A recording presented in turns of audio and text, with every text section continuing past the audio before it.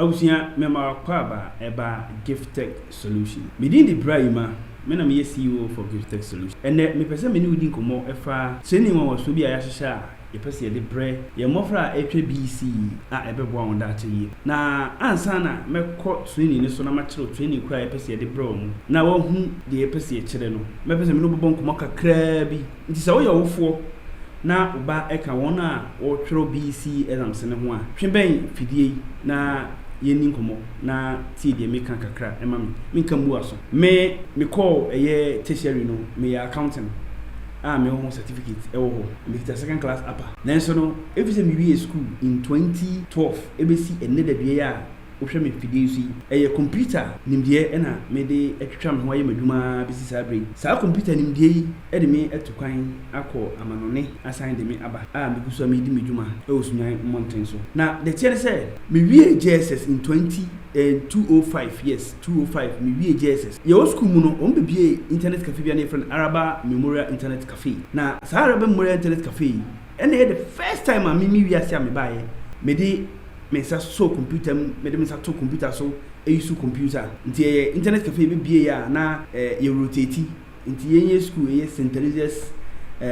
GSS sa time na me GSS ye ba na o ma be kire ye na ye ko nti na as a rotation school for so ba ho na o mo kire computer mouse keyboard nti ho and spark me interest in computer nti me wie GSS no Nkrana information center sa time no na ye training e bi ho nti me de me ho jimu ekoye computer training ne bi nti ho ne ye bibia na ye frɛ no Microsoft multimedia package na a consists of introduction to computer Microsoft Office and the kaka ho sa time na ho ena menya me computer nimdie na ahyase me hyase build ya me courses na me sua computer enti me courses na me business ba na me san sua computer alongside me makwan ba fia na me ye computer classes ahodo na eto aswa kusi se me ba university me de try me first exams Microsoft Technology Associate in Computer Networking Kumasi ni nyina mu na me university me ye university course na me university no me ye me service twene amanfo ba ansa me be university no de me ye ne say me start internet cafe ho na me sha se computer di duma ebesi ne de de ya hwe me afidie si computer na me de abo me pra nyina computer ho duma sisi a me no kasa yi eba no computer servicing computer networking eba no mobile app development website companies be bre hwe me right now me no wa ya duma ma build website amon mo wona ma training wo mo ewo computer ni dia hodo mu ehwem sabre ya me certificate ankasa me university me je accounting certificate rather than computer nti ba bre hu me o mbisam say adam computer science school man and abi me computer science ni nyina me professional training computer ni dia hodo ni nyina mu na de tie ne say me am do make right now me wo Microsoft Office who certificate amaje ho tete me wo computer networking me wo computer network security certificate me wo mobile app development certificate ho sanso na me wo diploma in website development advanced diploma in website development sanso na me wo advanced diploma in mobile app development me wo cloud computing Google cloud computing certificate ho me wo mobile web training certificate course including artificial intelligence training certificate akodo nyina sa course su nyina no me ye academic career accounting na me kan na me san ye usua sa nimdi eka ho na ni nyina mfiti ase ne na hyase no eko free time me ko pie computer so ana say introduce me to computer Nkwabeng Araba Memorial Internet Cafe me di wie GHS me san ekoye computer education bi kan ho enti na me ti hay me wo certificate metimi dia ya adwuma accounting side sanso na me wo certificate hodo bebre metimi dia ya computer adwuma hodo bebre enti eno enanam so ma metimi bebie gift tech solutions computer training and innovation center Sunyani na me ka amana besi say se opese oba ne daachi onya alternative school na okonimu a enei kama ese computer no wo ba bibia every angle a free hospitalization sector sa ekosi accounting sector construction ba bia use computer wo na na ekura de ase betwam digital marketing and social media manfo di nya won ho etimi BECE adan bobra nyina na so ba na sase no computer no betimi agina yi a neye said ye me personal computer wa bra me wie GHS enya me kwara me sua yo me na mfo bebre na ekoye train but is that say me find serious na me yere me ho wo so ntino eno na me didi ho enti mesre se wo ye wo fo na wo hweme a gifted solution the training won was obi ba sa training no ya try and test it ye be ba no ye be another video nti follow yen subscribe to your YouTube channel no say the be sa video no ba TV in 2015 ye training kra bi amazingly nyama bebre ko so ye de ho video bebro ono so na wa GHS saa e wo Sunyani ni mpotam saa training na collaboration with Ghana Education Service GS that time and ye no won ye ntantete no na nkra na yetimi nya won training won bebre ade a wo excel in IT right now bebre en na ode ye won numa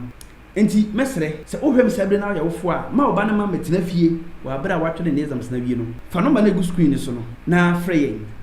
ye be ma wo direction to your center, especially one hour Sunyani in Potem because your office no e Sunyani. Na fa oba ne bra na ombe dwane sa training yi na ono Sunyani tete na dey training na make ye ma mmofra na wo wie eye BECE exams no me chere BECE graduates no ye ma soft skills e wo computer mu na sa soft skills yi ya bundle no e dey eye topics ahodo na ya ehia pa e na ye de beba nkra no de kan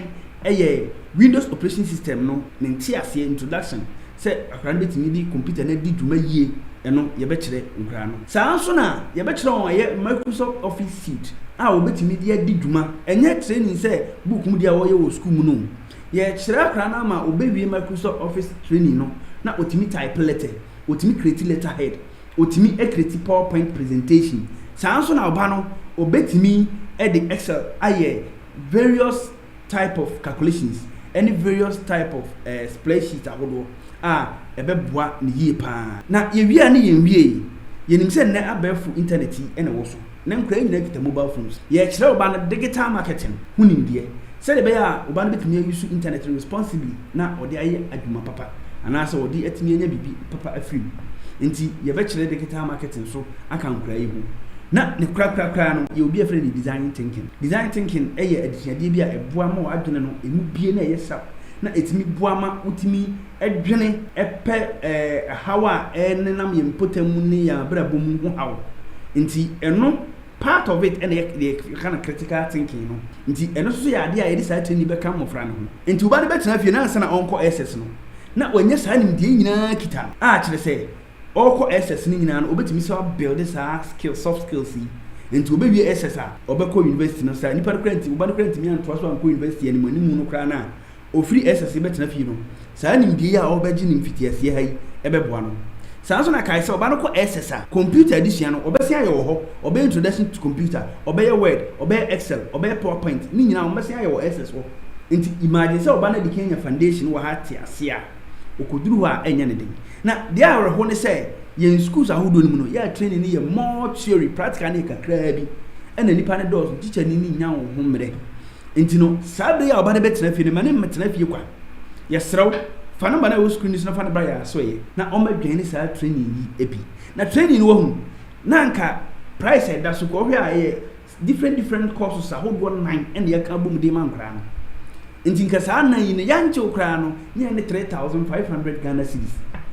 enso so no yen partner your friend Gifted Media say or from 70% into ba instead of 3500 no o 1000 per na sa offer ye de ma first 20 people o medical be register first 20 people enti say one ma na one nya offer yi bia hunu say wo ba akira wo betia 3500 enti say wo be celebrate na wo pepa say wo Sunyani ni mpotam wo ba ni wie school a wo pese wo betena fie a waste time no adidi agora and if anebra na ye man computer entity ye man that foundational knowledge no soft skills na e betimi aboa na akushi ni dachi awieye nti se wo ye wo fo na wo hwe me a e ma saa opportunity empa wo ho enko e ma ne mpa wo ba ne ho na wo de wo ba ne ba na wo beji saa entity e we ya dachi bia no wo ba no be kai wo be da wase wo be ka so wo boa no me mayebi na aboa me e na me ka ho asem nti saa na minim se so ba no so ba no beji entity na dachi bia no ono so bebo odimpa aka say saa training na o ma ne bae no wa bra owie school a obetena fie ansa na akọ SS no aboa no nti ha ena me di usi se fa no ba no na frey na ma ba no embra